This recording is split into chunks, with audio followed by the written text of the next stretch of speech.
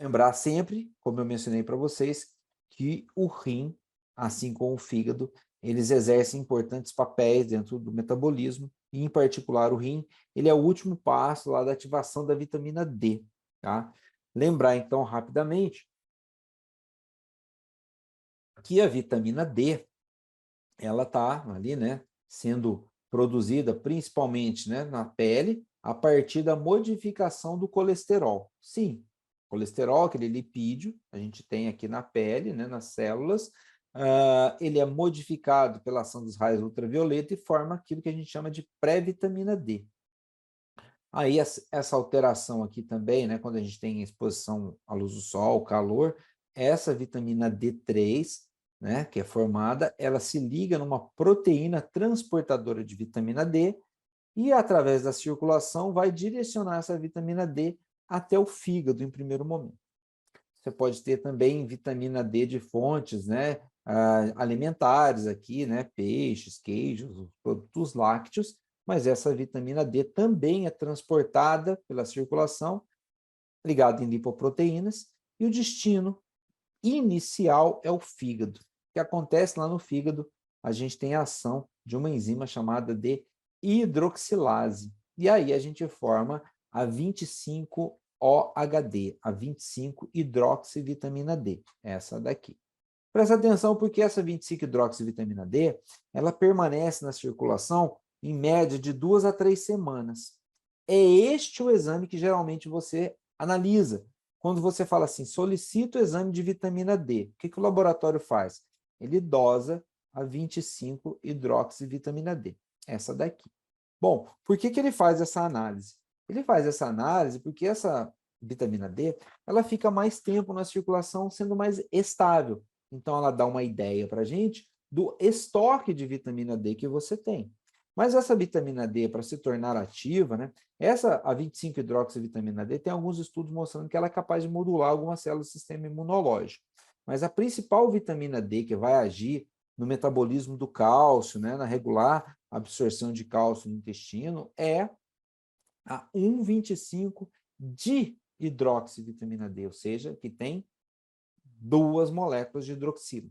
Então, mais uma vez, existe uma enzima chamada de hidroxilase que hidroxila a vitamina D. Então, a gente tem hormônios, como, por exemplo, o PTH, que controla a atividade dessa hidroxilase.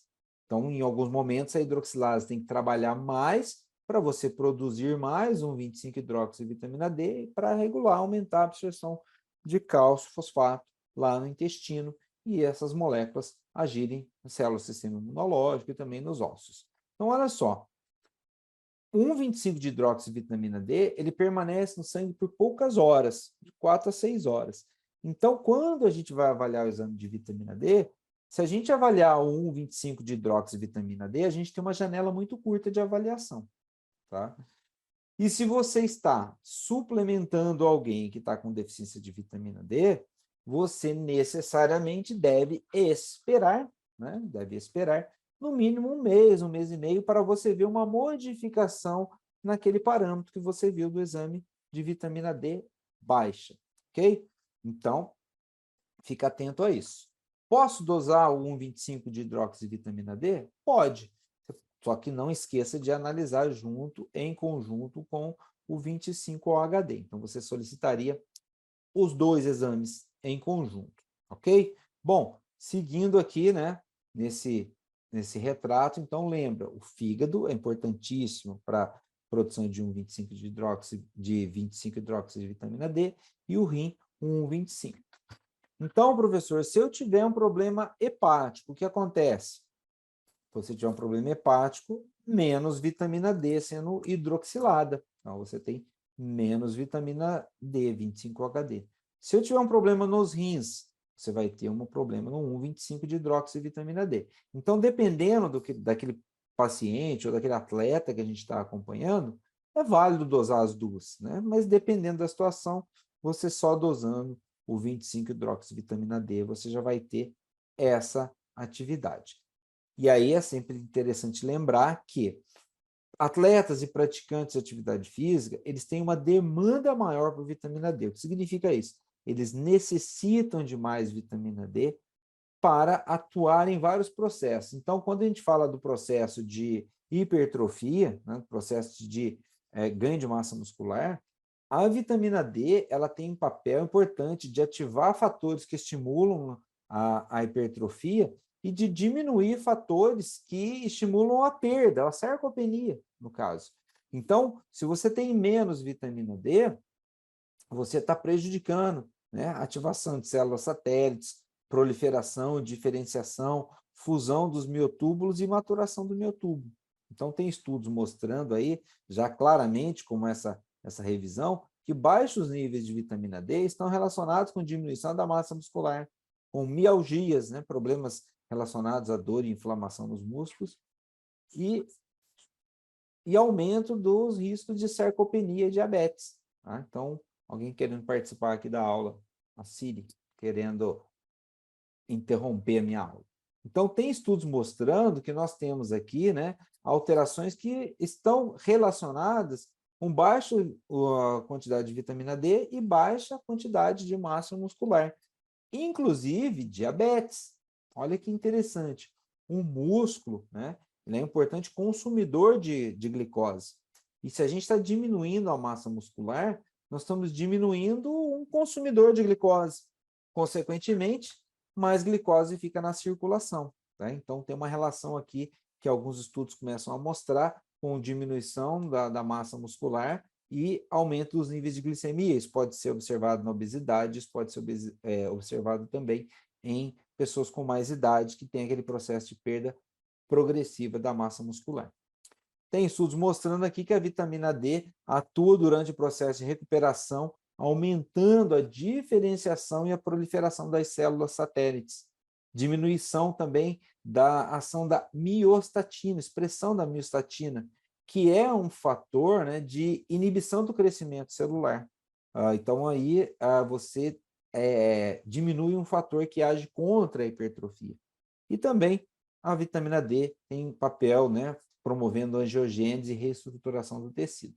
E aí tem estudos mostrando um efeito interessante, que suplementando vitamina D em pessoas que têm deficiência de vitamina D, acaba melhorando níveis de androgênios, aumentando testosterona, principalmente por diminuir a aromatização da testosterona, ou seja, a conversão da testosterona em estrogênio. Então, essa correlação da vitamina D ela é interessante, porque às vezes a gente encontra indivíduos com a testo baixa e a gente não avalia, não tem nenhuma relação disso, às vezes, em momento inicial com a vitamina D. Então, é sempre importante dosar a vitamina D dessas pessoas e a gente monitorar esse processo. Lógico que existem outras causas de diminuição de testosterona. Então, eu estou citando uma, para investigar todas as causas, a gente vai falar um pouco mais no período da tarde sobre os hormônios, mas é interessante que a gente entenda que a vitamina D tem essa correlação importante aqui, e alguns estudos aqui de revisão têm mostrado isso claramente. Bom, queria ver se a gente tem alguma dúvida aí, porque eu separei um casinho para a gente discutir aqui, né, nesse período que a gente falou um pouquinho de função renal e de vitamina D. Separei um casinho para a gente discutir um pouquinho esse conteúdo. Vamos lá, pessoal? Dúvidas? Nenhuma dúvida, pessoal. Todo esse conteúdo e não surgiu nenhuma dúvida. Olha isso, hein? Vamos aproveitar esse momento, hein? Se ficou faltando alguma coisa, alguma dúvida nessa relação de avaliação da função renal, a gente tem outros marcadores que a gente vai discutir mais adiante aqui, que na clínica, né, o que é importante a gente entender também e ressaltar na questão de avaliação de função renal em praticantes de atividade física, é que alguns marcadores tradicionais, né, como ureia, creatinina e o ácido úrico, eles têm uma outra aplicação, ou seja, ureia e creatinina, eu estou pensando em metabolismo de proteína e massa muscular. E o ácido úrico, eu vou falar para vocês daqui a pouco, mais uma relação com a capacidade antioxidante, tá?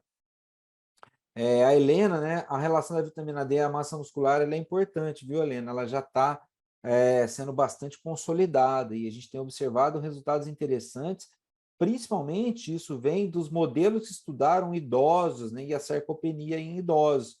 Então, é importante que a gente tenha também em mente que o treinamento de força, né, a massa muscular, o ganho de massa muscular, a hipertrofia, ela é importante, lógico, né, quando as pessoas falam de características de desempenho, de estética, mas bloquear a perda de massa muscular no indivíduo idoso também é importante. Isso passa por avaliar os níveis de vitamina D, tá? Então, avaliar o exame de vitamina D, eu queria que vocês tivessem em mente isso. Por exemplo, se você chega diante de um paciente que tem a 25-hidroxivitamina D diminuída, 25-OHD, ele já tem essa deficiência no mínimo há um mês, tá? Então, vem de um mês anterior. Se você vai fazer uma intervenção suplementar a vitamina D, você espera observar uma mudança na 25-hidroxivitamina D só do mínimo ali dali um mês. Então, você tem uma janela para fazer a repetição, né, dos exames. Então, prestem atenção nisso. Bom, Pessoal, Sim, pode falar. lembrando a vocês e aos alunos que estiverem assistindo a aula gravada, que caso surja alguma dúvida que vocês, porventura, esqueçam de perguntar agora ou tiverem vergonha de perguntar agora, nós temos o fórum, tá? Vocês podem fazer a pergunta lá no fórum que a gente responde vocês lá, tá bom? O Felipe tem uma dúvida aqui que eu acho interessante, pertinente. É sempre bom solicitar a creatinina em conjunto com a cistatina C nos praticantes de atividade física, sim, o Felipe. Por quê? Sempre que a gente estiver pensando em oscilações da massa muscular, no treinamento, isso vai ter um reflexo na creatinina. E aí eu vou tirar as minhas dúvidas se é um problema de alteração de composição corporal ou se é um problema renal com a cistatina C. Eu acabei não falando ali, né, não mencionando, mas eu acho interessante pontuar para vocês que é muito comum, por exemplo, as pessoas utilizarem, por exemplo, suplementos ou utilizar a vitamina C. Quando a pessoa está usando a vitamina C, a gente tem um problema para dosar a creatinina. Tem uma interferência laboratorial. O que significa isso? A vitamina C no sangue da pessoa, ela pode reagir lá no aparelho e aumentar em até 0,2 miligramas por decilitro a creatinina, ou seja, a pessoa pode ter um falso aumento de creatinina por causa da vitamina C. Então, é importante também que a gente entenda o seguinte, sempre instruir a pessoa que você está solicitando o exame de creatinina, se estiver usando vitamina C, não utilizar nos últimos 2 dias antes da coleta. Aí você fala assim, professor, o laboratório não sabe disso? Sabe, mas não vai adiantar ele falar isso para a pessoa no dia que a pessoa for coletar o sangue, porque ele já está tomando, a vitamina C ela já está no sangue da pessoa. Então, cuidado com a vitamina C, que ela pode causar essa interferência importante ali na dosagem de creatinina. Bom, obrigado aí pelas dúvidas, pela participação. Vamos discutir esse resultado aqui, né? Um homem de 40 anos, praticante de atividade física. Eu gosto bastante desse caso aqui, de colocar ele, né, ilustrar ele a nossa aula. Por quê? Foi mais um desses casos, né? E aí, quando a gente está falando das relações, né, da vitamina D, a queixa inicial, a dúvida inicial dessa pessoa era porque a glicemia estava 106 miligramas por decilitro. Já classificada essa pessoa como pré-diabético, certo? Pré-diabético, 106. Com esse valor, se levar ao médico, provavelmente ele já deverá prescrever metformina, ok? Bom, e aí, interessante a gente observar os outros exames, né? Quando a gente olha para esse resultado, realmente, 106 está um valor ali acima do valor de referência, que é de 70 a 99. E aí eu tenho aqui a glicose, né, junto com a insulina. A insulina desse paciente aqui, desse homem, já está com 21,9, está próximo do máximo, tá?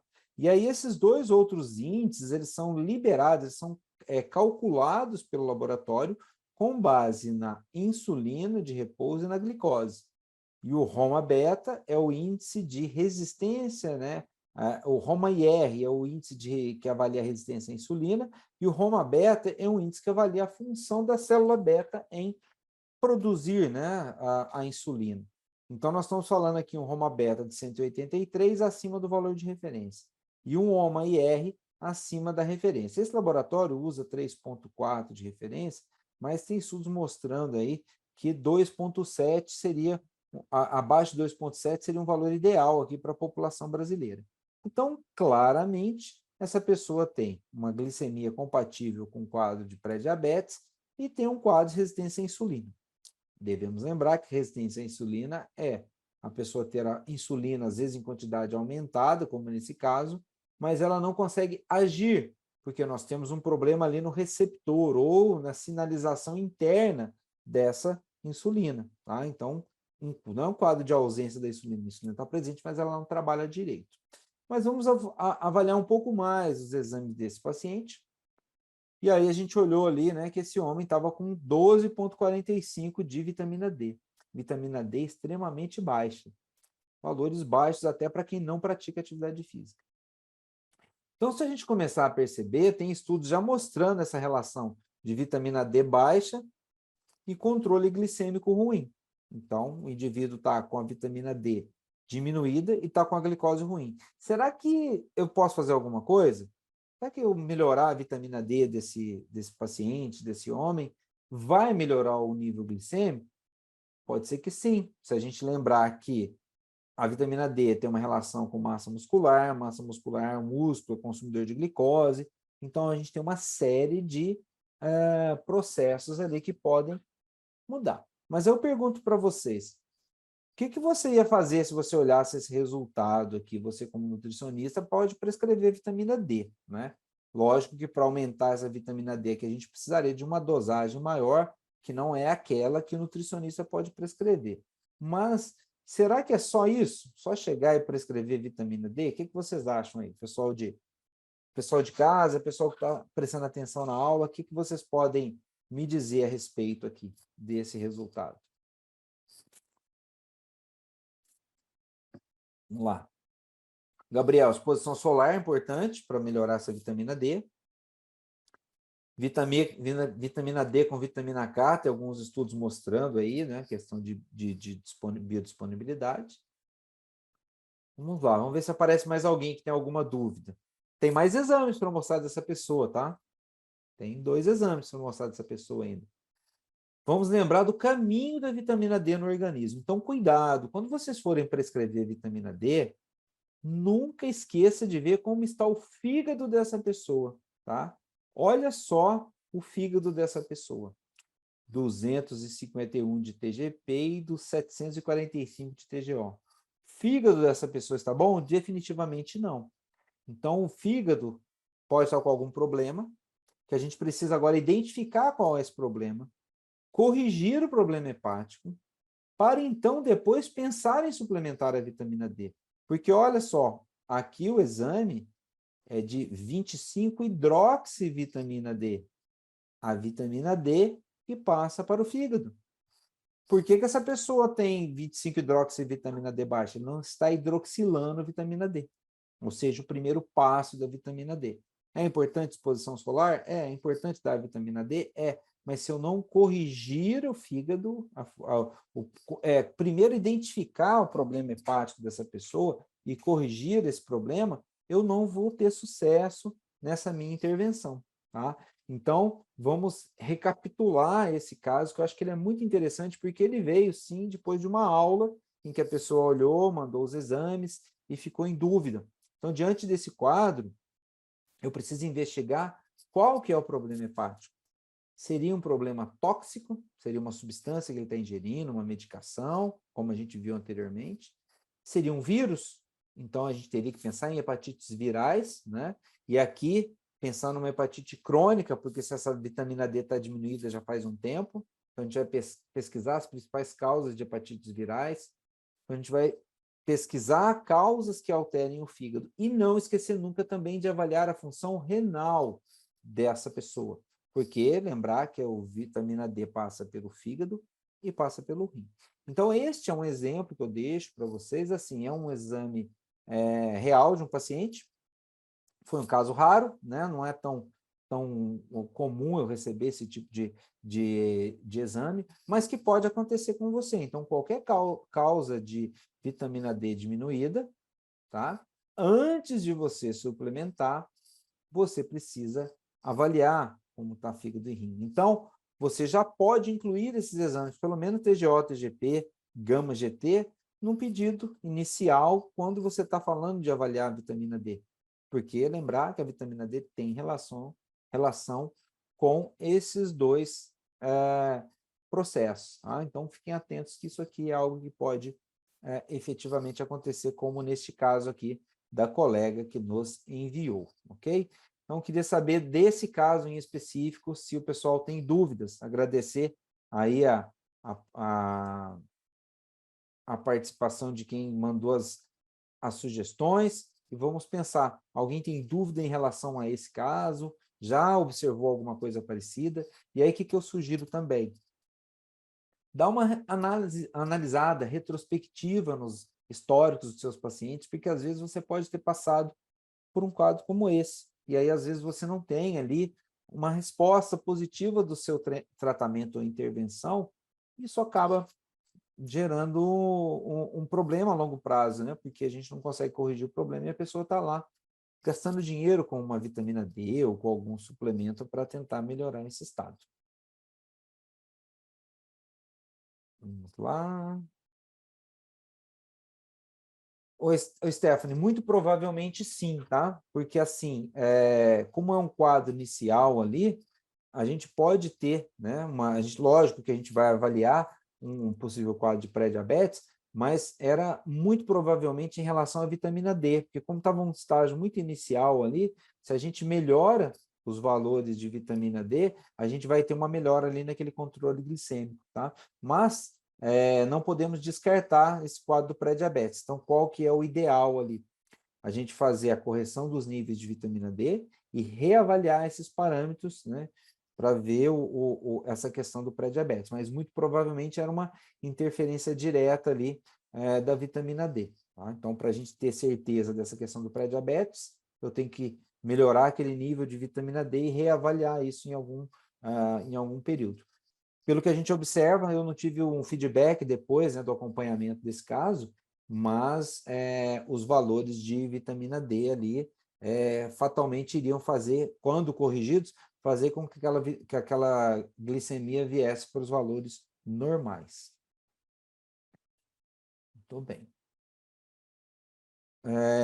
Neste caso, o nutricionista tem que encaminhar para o médico por dois motivos. Primeiro, investigar o problema hepático, e o segundo, né, que é para corrigir aqueles níveis de vitamina D deficiente, vai ser necessário uma dose maior de vitamina D e que o nutricionista não consegue corrigir, tá? E é fato que deverá ser encaminhado, tá? Mas lógico que, ao fazer o encaminhamento, conhecendo o histórico, já informar, olha, eu estou encaminhando por isso, por isso e por isso, porque aí não corre o risco de alguma coisa ficar esquecida.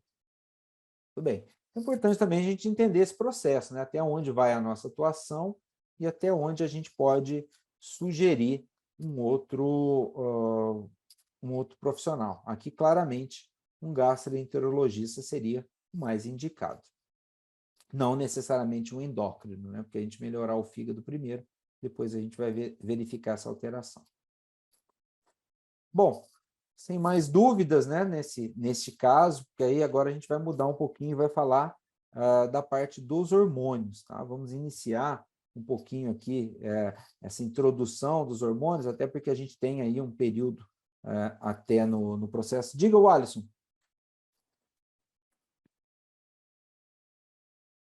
Pode ficar à vontade, se for alguma dúvida, antes da gente mudar de assunto, temos tempo.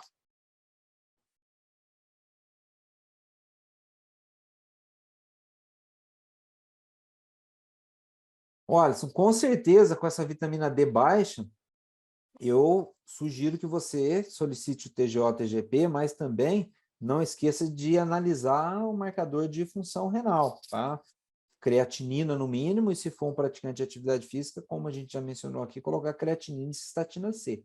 Seria importante, porque não necessariamente vai conseguir corrigir essa vitamina D somente com a suplementação. Então, é importante avaliar o TGO-TGP sim e o marcador de função renal, porque a vitamina D depende desses dois fatores.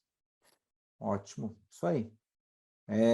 E assim, façam essa análise, né? E depois que vocês estão fazendo a análise e fizeram a intervenção, coloquem aí o resultado, né, para comparar, para ver se você teve um efeito nesses parâmetros aí e o acompanhamento. Às vezes até a pessoa tem um exame anterior aí de menos de 3 meses que mostra alguma alteração relacionada a isso.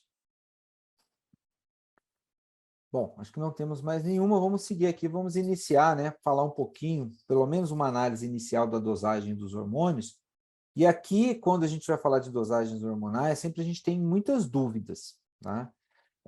Eu coloco casos para vocês aí, resultados de pacientes que eu coloquei, inclusive, na aula passada, que a gente falou um pouquinho da questão relacionada ao uso do contraceptivo oral.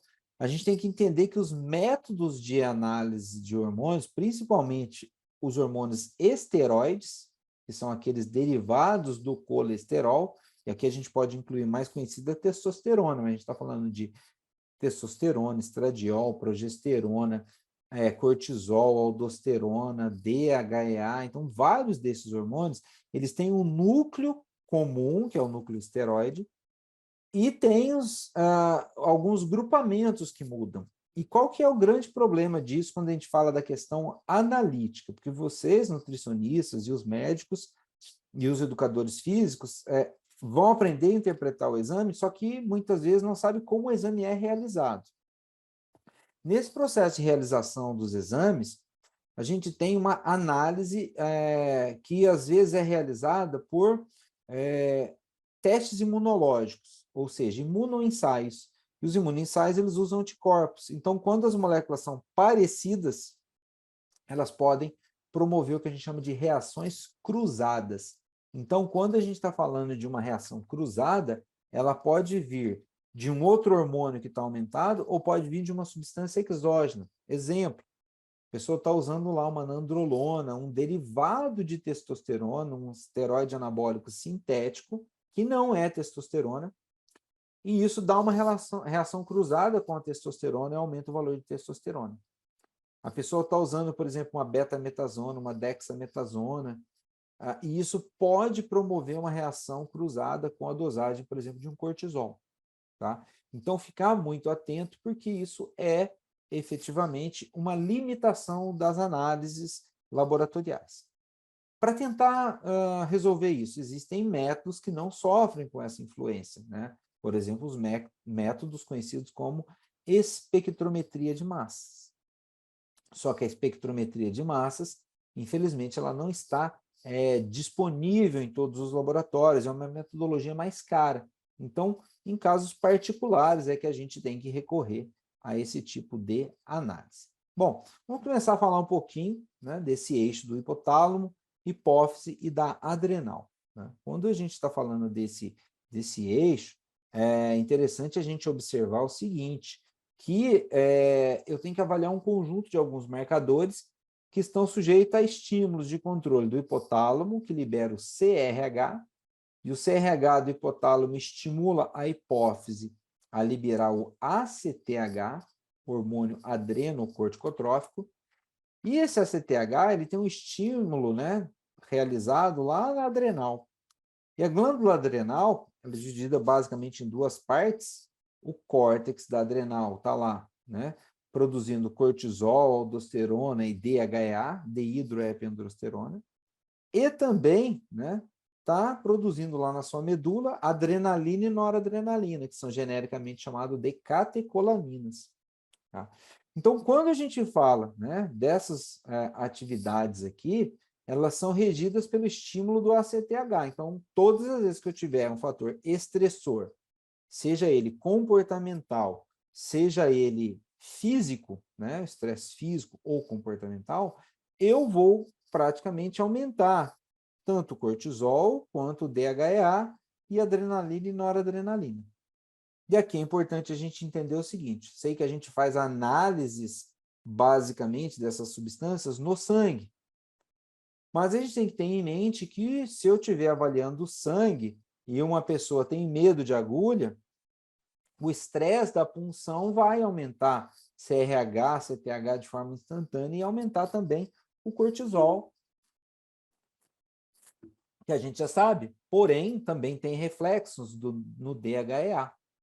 Tá? Então, a gente tem algumas situações aqui que a gente tem que tentar criar estratégias. Então, os hormônios do córtex adrenal, eles são produzidos a partir de um precursor comum, né? A pregnenolona, que vem lá da modificação do colesterol, e a gente tem o cortisol, a aldosterona e o DHEA.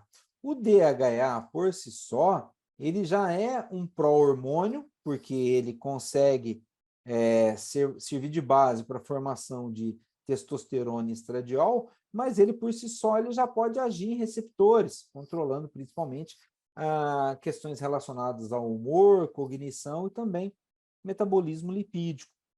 Então, posso ter o DHEA agindo sozinho ou o DHEA formando outros hormônios. Então, por que é importante a gente ter em mente isso? Porque na mulher, quando a gente fala de dosar testosterona, a gente tem valores de testosterona menores na circulação para a mulher do que o homem. E os métodos laboratoriais, eles não são muito bons para pegar valores de testosterona mais baixos. Então, quando eu estou falando de dosagem de testosterona diminuída na mulher, a gente vai ter dificuldade de ter métodos para fazer essa quantificação no sangue. Tá? Então, uma estratégia que a gente utiliza é a dosagem do DHEA, porque o DHEA ele vai servir para a mulher para formar testosterona, para formar estradiol, para formar outros hormônios. Então, ao analisar o DHEA, principalmente quando a pessoa tem a queda dos valores de DHEA, a gente vai perceber que essa queda de DHEA ela vai ter influência em outros hormônios. Então, teoricamente, eu consigo avaliar outros hormônios à frente da cascata se eu estiver analisando o DHEA. E aqui é importante a gente entender que tem dois tipos de formas de dosar o DHEA. O DHEA-S, que é o DHEA sulfatado, e o DHEA livre, livre e ligado. Os dois somam o total. Quando a gente fala do DHEA livre, ele é aquele que cruza, né, a membrana e vai agir em receptores internos na célula. Por outro lado, o DHEA-S, a gente tem maior quantidade, ele funciona como uma reserva, um estoque de DHA que vai sendo liberado ali frente à necessidade desse hormônio. Então, percebam, como essas moléculas são muito parecidas, a gente pode ter sim a reação cruzada, ok? Isso é considerado na hora que a gente vai fazer as nossas análises. Para falar do cortisol, ele é o principal efetor da resposta metabólica ao estresse, ele tem um efeito de imunossupressão importante, que ele diminui migração de leucócitos para o sítio inflamatório e diminui também citocinas pró-inflamatórias, aumentando as citocinas anti-inflamatórias. Ele tem efeito principalmente sobre os linfócitos. E aí, quando a gente fala dos efeitos metabólicos, eu estou falando de aumento de gliconeogênese, aumento de proteólise, quebra de proteínas e diminuição da síntese proteica. Então, o hormônio cortisol, ao contrário da testosterona, ele é um hormônio catabólico, tá? Então, ele vai exercer catabolismo.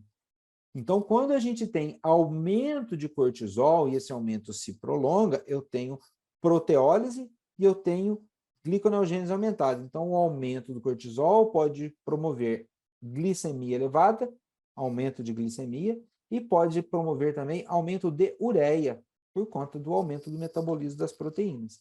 Então, o aumento do cortisol, o cortisol aumentado, né, de forma crônica, ele gera esse efeito de aumento de glicose e aumento de ureia. Quais as formas que eu tenho de dosar o cortisol? Pode dosar no soro e no plasma? Pode, muitas pessoas utilizam, mas não serve para muita coisa. Você pode tentar melhorar isso se você solicitar cortisol livre no plasma, que é uma dosagem mais cara, né? Agora, lembre-se de que todas as vezes que você tiver situações relacionadas à punção, né, um momento de estresse da punção, o cortisol plasmático vai ser afetado de forma aguda pelo estresse no momento da coleta. Então, eu não recomendo que você solicite cortisol no soroplasma, porque valores elevados sempre vão ter esse resquício do problema da coleta e também que a gente está avaliando o cortisol total, o cortisol ligado em proteínas e o cortisol livre, a soma dos dois. Aquele que é ativo, né, o mais utilizado para a gente fazer a avaliação seria o livre, que é efetivamente o que vai entrar dentro das células para fazer a ligação aos seus receptores e exercer o efeito. Lembrar também que nós podemos aqui avaliar o cortisol no plasma se eu estiver pensando numa situação de diminuição da quantidade de cortisol no sangue, tá? Então, uma insuficiência de funcionamento da adrenal, a gente pode avaliar com o cortisol. A melhor maneira de se avaliar o cortisol é através da saliva, né? O cortisol livre já está presente na saliva, mas você pode avaliar também na urina de 24 horas e também pesquisas que mostram que é possível avaliar no soro e no cabelo, com finalidades distintas. Quando a gente fala da dosagem de cortisol na urina de 24 horas, a gente está falando da excreção total de liberação de cortisol durante um dia. E aí, lógico que a gente cai naquele problema de ter que avaliar uma urina de 24 horas e ter que preservar essa amostra aí de urina na geladeira ou na refrigeração. Tá? Então, algumas formas, mas aquela que é mais indicada é você fazer a avaliação da saliva. A gente vai ver alguns exemplos aí depois do almoço. Então, antes da gente ir para o almoço, eu vou colocar para vocês aqui duas referências de faixas de valor de referência de cortisol na saliva. Eu sei que às vezes é meio difícil o pessoal encontrar isso, né? Então, aqui na literatura a gente tem valores para não praticantes de atividade física e para os praticantes. Só chamar a atenção que a gente sabe que o cortisol de manhã é mais alto em comparação com o período da tarde, então tem que sempre respeitar o momento de coleta. E praticantes de atividade física geralmente tendem a ter um pouco menos de cortisol na circulação, dependendo da atividade que ele pratica, como, por exemplo, jogadores de futebol, praticantes de treinamento de força, porque como a gente tem a predominância, né, de resposta da testosterona, a gente acaba tendo um contrabalanço aqui, né? Testosterona é o anabólico, cortisol é o catabólico. Dentro de faixas normais, de referência em repouso, a gente acaba tendo uma quantidade menor aqui de cortisol na circulação. Lembrando que esses valores que eu passei para vocês é do cortisol na saliva, ok? Bom, queria ver se a gente tem alguma dúvida. A gente tem aí 4, 5 minutinhos antes de dar o meio-dia, mas a gente voltar depois do nosso almoço, eu vou continuar essa discussão do cortisol, colocando alguns exemplos práticos da aplicação dessa análise dentro do contexto do esporte. O Felipe, o DHEA nas mulheres. Sabe por que é melhor DHEA nas mulheres, Felipe? Porque assim, a mulher produz mais DHEA do que a testosterona. Por quê? A mulher produz, em comparação ao homem, menos testosterona e mais estradiol. E na mulher, o DHEA produzido na adrenal e nos ovários, ele será utilizado tanto para produzir testosterona quanto para produzir estradiol. Então, a gente tem mais DHEA no sangue para quantificar. Então, eu consigo analisar melhor a ferramenta do DHEA nas mulheres do que se eu avaliar a testosterona. Então, o DHEA ele é uma forma de avaliar um precursor de testosterona e de estradiol. E aí eu posso dosar ele de duas formas. DHEA livre, que é o DHEA sozinho, e o DHEAS, que é o DHEA sulfato, que é ligado numa molécula de sulfato que funciona como uma forma de reserva. Tá?